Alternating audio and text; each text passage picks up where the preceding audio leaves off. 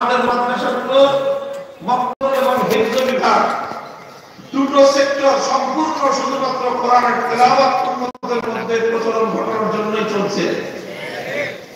কথা ঠিক কিনা?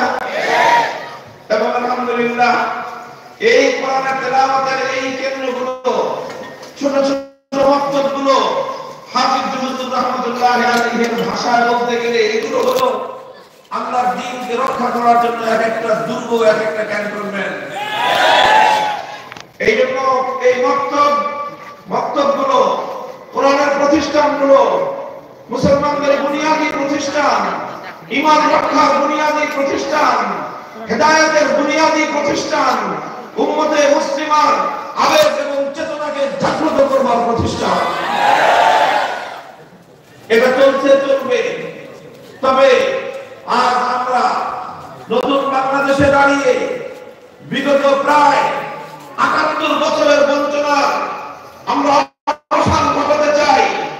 ৭৮ বছর পর্যন্ত এ জাতির সঙ্গে যে গাদ্দারি আর বিশ্বাসঘাতকতার কলঙ্কজনক ইতিহাস রচিত হয়েছে, এবার সেই ইতিহাসের জবনিকাপাত ঘটাতে চাই।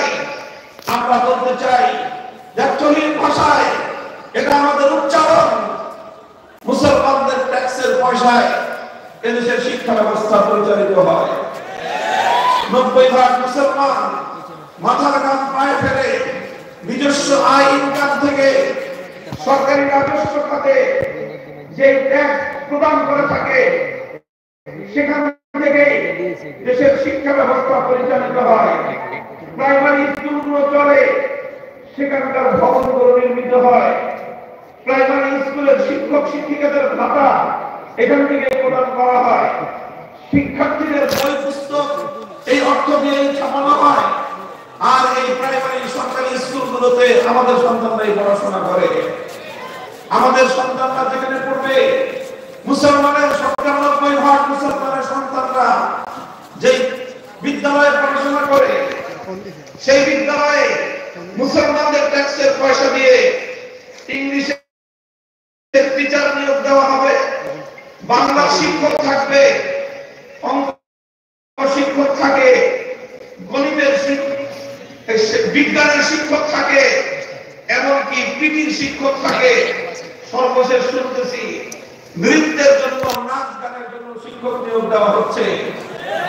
আমরা এই শাহজালাল বাংলাদেশে স্পষ্ট ভাষায় দাবি উচ্চারণ করতে চাই, জাতীয় শিক্ষা ব্যবস্থার সরকারি প্রাইমারি স্কুলগুলোতে প্রতিটি স্কুলে একজন বিশুদ্ধ কোরআনের তেলাওয়াত শিক্ষা প্রদান করবার জন্য নুরানি সনদপ্রাপ্ত, কোরআনে পাকের বিশুদ্ধ তেলাওয়াতের সনদপ্রাপ্ত একজন করে শিক্ষক নিয়োগ দিতে হবে। শতভাগ মুসলমানের সন্তান আল্লাহর কোরআন শিখবে। মুসলমানের সন্তানদেরকে যদি আল্লাহর কোরআনের শিক্ষার এই আলো ছড়িয়ে দেওয়া যায়, এই জাতি থেকে নাস্তিক্যবাদের সমস্ত ভূত বিতাড়িত হয়ে যাবে ইনশাআল্লাহ। মুহতারাম হাজিরিন, ইয়াতলু আলাইহিম আয়াতিহি তিলাওয়াতে কিতাবুল্লাহ, এটা হলো নবী আকরাম সাল্লাল্লাহু আলাইহি ওয়াসাল্লামের সর্বপ্রথম বুনিয়াদী কর্মসূচি। আজ ওই কর্মসূচি অব্যাহত আছে, তবে অনেক দুর্বল ব্যবস্থাপনায় এটাকে আরো সবল, আরো শক্তিশালী এবং উম্মতের প্রতিটি সদস্যের কানে কানে কোরআনের তেলাওয়াতের আওয়াজ পৌঁছে দিতে হবে। আল্লাহর পয়গম্বরের ২ নম্বর কর্মসূচি হলো ওয়াইয়াল্লিমুহুমুল কিতাব, তালিমে কিতাবুল্লাহ। তালিমে কিতাবুল্লাহ, তালিমে কিতাবুল্লাহ অর্থ হলো কোরআনে পাকের প্রতিটি শব্দে, প্রতিটি আয়াতে মর্ম, তার ব্যাখ্যা উম্মতের কাছে পৌঁছে দেয়া, উম্মতকে শিক্ষা দেয়া। এটা হলো রাসূল সাল্লাল্লাহু আলাইহি ওয়াসাল্লামের দ্বিতীয় বুনিয়াদী কর্মসূচি। রাসূল সাল্লাল্লাহু আলাইহি ওয়াসাল্লাম উম্মতকে কোরআন শিক্ষা দিয়েছেন, কোরআনে পাকের মর্ম বুঝিয়েছেন, কোরআনে পাকের তাফসীর বুঝিয়েছেন। এক একটা আয়াতের মর্ম বুঝাতে গিয়ে আল্লাহ নবী দীর্ঘ দীর্ঘ হাদিস ইরশাদ করেছেন।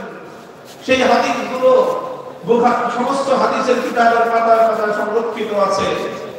এভাবে আল্লাহ উম্মতকে কোরআনের ব্যাখ্যা এবং কোরআনের মর্ম শিখিয়েছেন।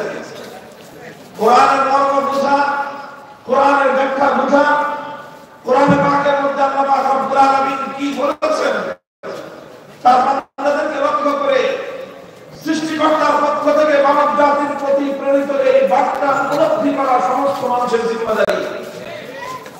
মুসলমান আজ বড় দুঃখ এবং পরিতাপের বিষয়, অনেক মুসলমান এমন আছে শিক্ষা দীক্ষার অভাব নাই, পড়াশোনার অভাব নাই, জীবনে হাজার হাজার বই পড়েছে, অনেকে সাহিত্যের গল্পের বই পড়তে গিয়ে বঙ্কিমচন্দ্র থেকে হুমায়ুন আহমেদ রাখে নাই, সব পড়ে শেষ, হাজার হাজার বই তার জীবনে পড়া।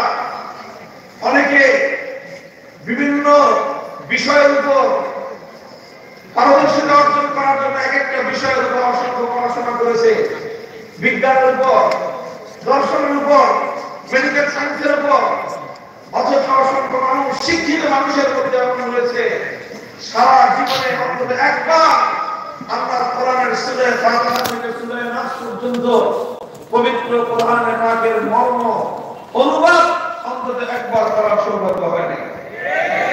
এটা একজন মুসলমানের জন্য চরম লজ্জার বিষয়, এটা চরম ব্যর্থতার বিষয়, আত্মগ্লানির বিষয়। মুমিন, তুমি জিজ্ঞাসা করো সারা দুনিয়ার এত কিছু করবার সময় তোমার হলো, তোমার সৃষ্টিকর্তা তোমার কাছে যে বার্তা পাঠালেন, তিনি তোমার কাছে যে কিতাব তোমার হেদায়েতের জন্য নাযিল করলেন, তুমি এত কিছু বুঝলা, মহাকাশ থেকে নিয়ে পাতাল পর্যন্ত, সমুদ্রের অতল গহ্বর পর্যন্ত সব কিছু তুমি জানলা, সব কিছু তুমি বুঝলা, কিন্তু তোমার রবের পক্ষ থেকে, তোমার সৃষ্টিকর্তার পক্ষ থেকে তোমাকে লক্ষ্য করে প্রেরিত তার বার্তাটুকু একবার বুঝবার চেষ্টা করবে না। তোমার চেয়ে বড় গাদ্দার এবং নেমখা আমার কে হতে পারে?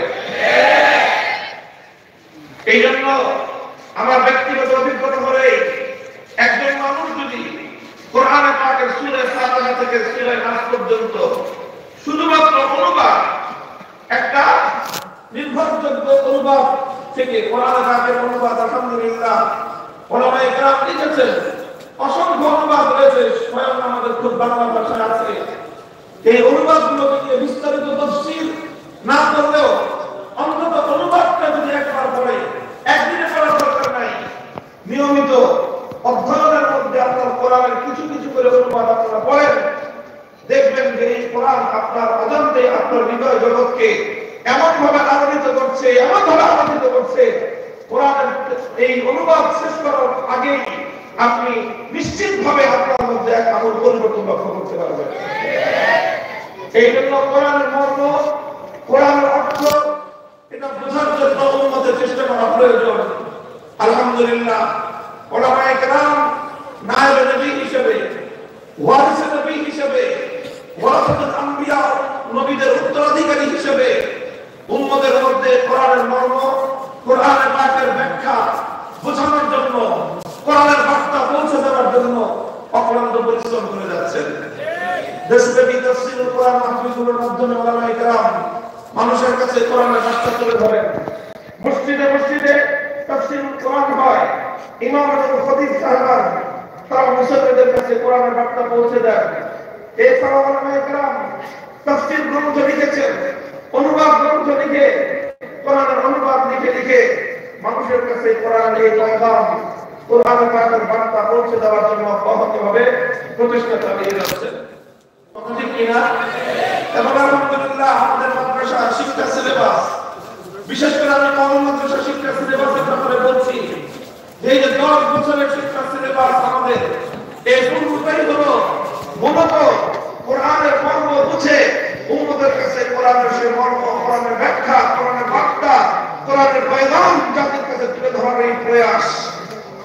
আমরা 5 বছর মক্তব এবং হিফজ করা কোরআনের তেলাওয়াতের শিক্ষার জন্য ব্যয় করি, কোরআনের তেলাওয়াত শিক্ষার জন্য 10 বছর কোরআনের অর্থ এবং ব্যাখ্যা শিক্ষার জন্য আমরা ব্যয় করি। আলহামদুলিল্লাহ এটা হলো নবী আকরাম সাল্লাল্লাহু আলাইহি ওয়াসাল্লামের দ্বিতীয় কর্মসূচি। আমরা নবীর 3 নম্বর কর্মসূচি হলো ওই আল্লাহুল কিতাব ওয়াল হিকমাহ, তালিমে হিকমাহ। তালিমে হিকমাহ কি জিনিস? গভীর মনোযোগ দিয়ে বুঝেন, বিশেষ করে আমার ছাত্র বন্ধুগণ।